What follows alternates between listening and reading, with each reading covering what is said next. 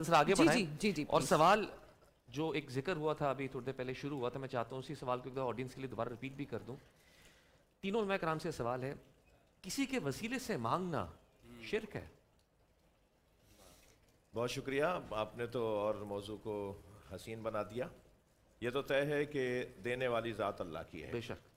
وہ علت، وہ علت تامہ، وہ رازق مطلق، وہ خالق مطلق، وہ رب حقیقی صرف ایک ہے، وحدہ لا شریک ہے، لا الہ الا اللہ.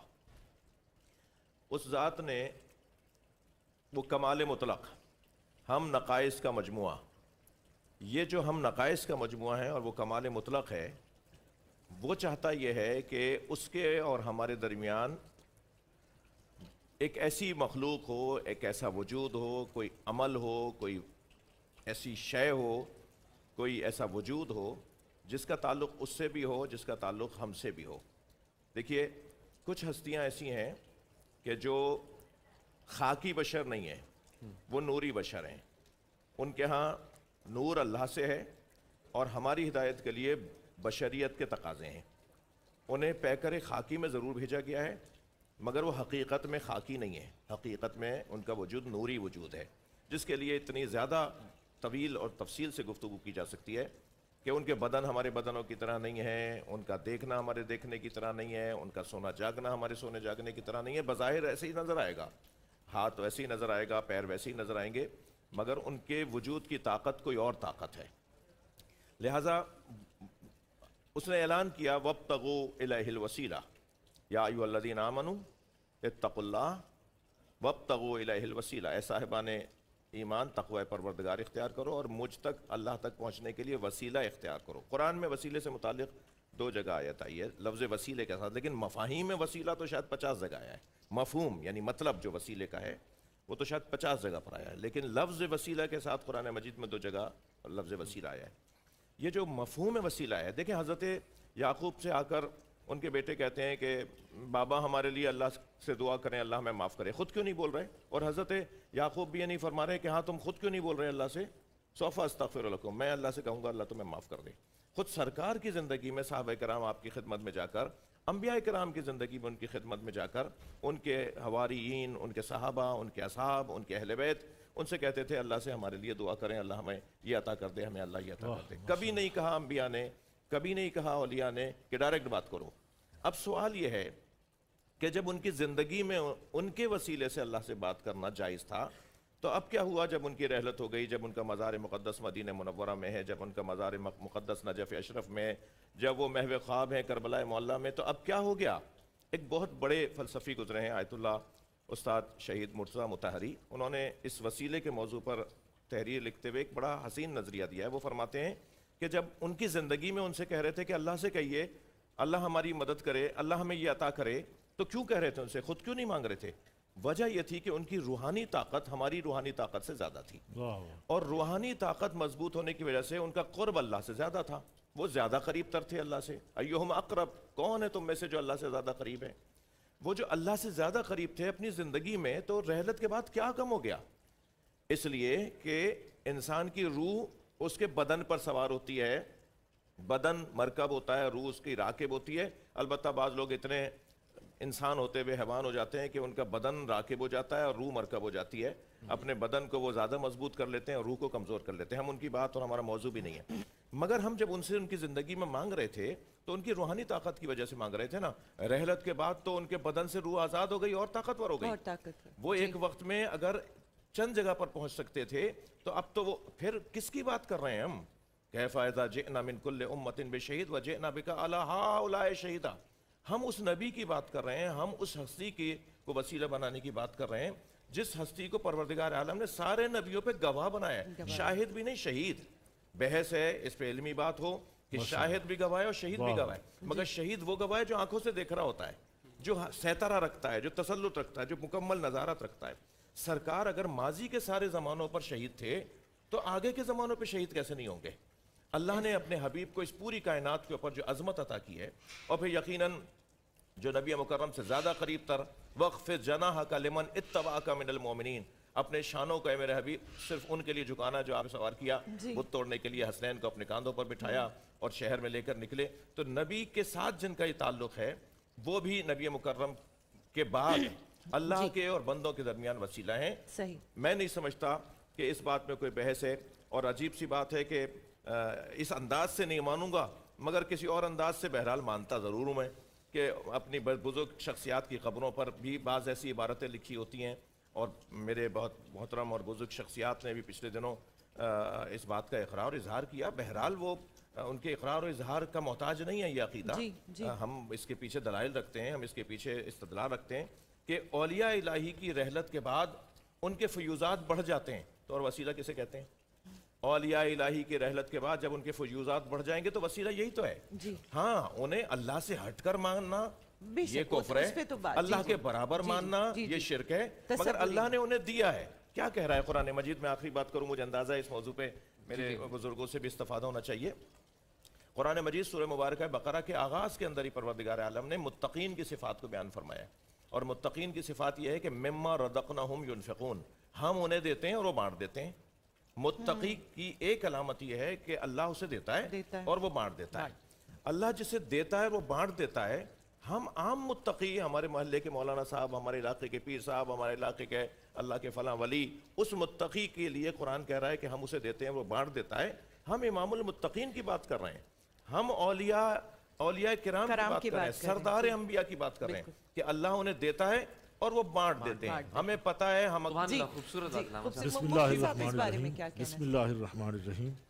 شکریہ شہنشاہ بھائی نے بڑی اچھی گفتگو فرمائی وسیلے کے اوپر. دیکھیے وسیلے کے تو ہم مسلمان جو ہیں الحمدللہ ہم قائل ہیں, اس کو شرک کہنا ہی نہیں چاہیے تھا, کیونکہ یہ نص قرآن سے ثابت ہے, احادیث پیغمبر صلی اللہ علیہ وسلم سے ثابت ہے. میرے کریم آقا صلی اللہ تعالیٰ علیہ وسلم نے اپنی حیاتی مبارک میں, ظہری حیاتی میں خود ڈیوٹی لگائی حضرت علی کرم اللہ وجہ الکریم کی, حضرت فاروق اعظم کی, کہ میرے وصال کے بعد یہ میرا جبہ شریف لے جانا حضرت اویس کرنی کے پاس اور میری امت کے لیے دعا کرانا. اپنے گھر والوں کے لیے نہیں, پوری امت کے لیے بخشش کی دعا کروانا. تو وہ دعا مانگی گئی بخشش کے لیے, اور بزرگ دونوں تشریف لے گئے, یمن کے اندر گئے, دعا ہوئی. اسی طرح شرک کہہ دینا بڑا آسان ہے. کچھ فیصلے ایسے ہوتے ہیں وہ عقل کے اوپر نہیں چھوڑے جاتے, قرآن و حدیث کا سہارا لیا جاتا ہے, یہی وسیلہ ہے. حضرت زکریا علیہ السلام کو کیا کہیں گے؟ وہ فرما رہے ہنالک دعا زکریا ربا قال رب ہب لی من لدنک ذریۃ طیبہ انک سمیع الدعاء. وہ دعا کرنے آ رہے ہیں کہاں پہ؟ حضرت مریم کے حجرے میں جہاں وہ عبادت کرتی ہے. تو یہ وسیلہ نہ ہوا. اللہ اور تو میں کچھ نہیں مانگتا. ایک نام دیکھا تھا جس کا نام تھا محمد صلی اللہ علیہ وسلم, جس کا نام تھا احمد, مزمل, مدثر, یاسین و طٰہٰ, اس کا واسطہ وسیلہ دیتا ہوں. وہ بڑا حسین نام تھا, تیرے نام کے قریب تھا. مجھے یہی محسوس ہوتا ہے وہ برکت والا نام. نوح علیہ السلام وسیلہ دے رہے ہیں, حضرت ابراہیم علیہ السلام واسطہ دے رہے ہیں, ربنا وبعث دعائیں مانگی جا رہی ہیں. قرآن بھرا پڑا ہے وسیلوں سے, دعاؤں سے. تو وسیلہ شرک نہیں ہوتا. زندہ سے مانگو یا متوفی سے, فوت ہونے والے. لیکن شرط یہ ہے کہ وہ غلام ہو اہل بیت کا, یہ شرط ہے. صحابہ کرام کا بادب ہو, وہ خواجہ ہو, وہ حضور دات علی حجویری ہوں, وہ معین الدین چشتی ہوں. ان کا مرکز و محور جو ہے وہ مولا علی کرم اللہ وجہ الکریم کی ذات. سبحان اللہ. پاور ہاؤس ایک ہے فیضان کا, وہاں سے آتا ہے. آگے یہ چھوٹی چھوٹی جگہ ہیں جہاں سے یہ ولایت کے بلب روشن ہوتے ہیں. تو مرکز کو ماننا ہوگا, وہ بھی زندہ ہیں. میں آخری بات کر کے بات ختم کروں گا. سرکار آدھی رات کو جو ہم گئے ہیں مولا علی کرم اللہ وجہ الکریم کے مزار پہ, لوگ آدھی رات کو کھڑے ہو کے قرآن ہاتھوں میں لے کے مانگ رہے تھے. آدھی رات کو رشتہ, ہم نے کہا جگہ مل جائے گی بیٹھ جائیں گے. بیٹھنے کی جگہ نہیں تھی, لوگ کھڑے ہو کے مانگ رہے تھے. تو یہ اگر نظریہ باطل ہوتا, شرک ہوتا, بدعت و حرام ہوتا, تو میرا خیال ہے کہ کوئی نہ مانگتا. 2-4 دن یہ باتیں چلتی ہیں جو غلط ہوں, یہ 2-4 وہ دن جو یہ نظریات غلط ہوتے ہیں, چل اس کے بعد ختم ہو جاتے ہیں. بڑے بڑے آئے مٹ گئے. آج 1400 سال ہو گئے.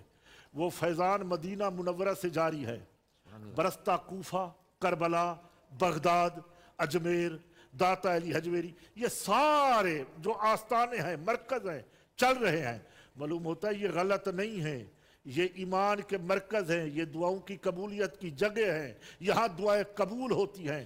کعبہ کو دیکھو، جو مانگو مل جاتا ہے، دعا قبول ہو جاتی ہے۔ وہ بھی تو اس وسیلہ ہی- اللہ والے کا تصور دل میں کر کے مانگو، مولا تیرے پیارے تھے، علی تیرے پیارے پیارے تھے، تھے، حسنین کریمین تیرے پیارے تھے، تیرے رسول کے کندھوں پر کھیلے ہیں، مولا میں ان کا واسطہ دیتا ہوں، ختم جنت کی چادر کا واسطہ دیتا ہوں، ہمارے بزرگ تو یہاں تک نہیں رہے، ان کے لباسوں کے واسطے دیے اور توسل کیا، دعائیں قبول ہوئی، بارشیں ہوئیں۔ حضرت ابو طالب رسول اللہ کو لے کے جا رہے ہیں، بارش نہیں ہو رہی، کہا سالی ہو رہی ہے، واسطہ دے رہے، مولا اور تو کچھ نہیں ہے، سچے پیغمبر کو لایا ہوں، واسطہ دیتا ہوں، قبول کر لے بارش، کہا سالی دور ہو گئی، بارش آ گئی۔ معلوم ہوتا ہے آج کا نظریہ عقیدہ نہیں ہے، بڑا پرانا ہے۔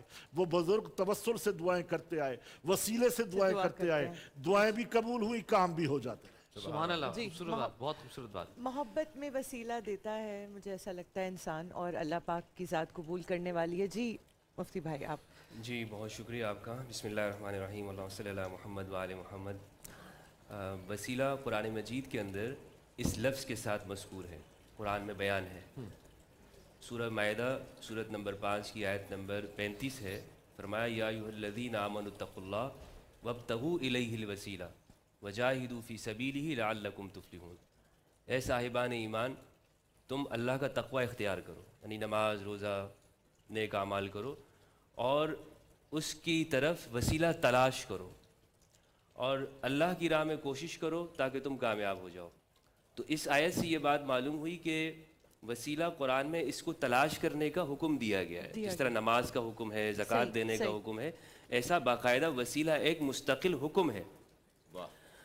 اسی طرح وسیلے کی جو طریقہ کار ہے، اب کیا ہو سکتا ہے، تو یہاں پر شروع میں بیان کیا کہ آپ اپنے اعمال کے ذریعے سے بھی وسیلہ بنا سکتے ہیں، تقوی اختیار کر سکتے ہیں، لیکن قرآن مجید کی دیگر آیات سے یہ بات معلوم ہوتی ہے کہ انبیاء کرام اور اولیاء اعظام، یا وہ جگہیں جہاں پر اولیاء تشریف فرما ہوتے ہیں، وہ بھی وسیلے کے طور پر ہوتی ہیں۔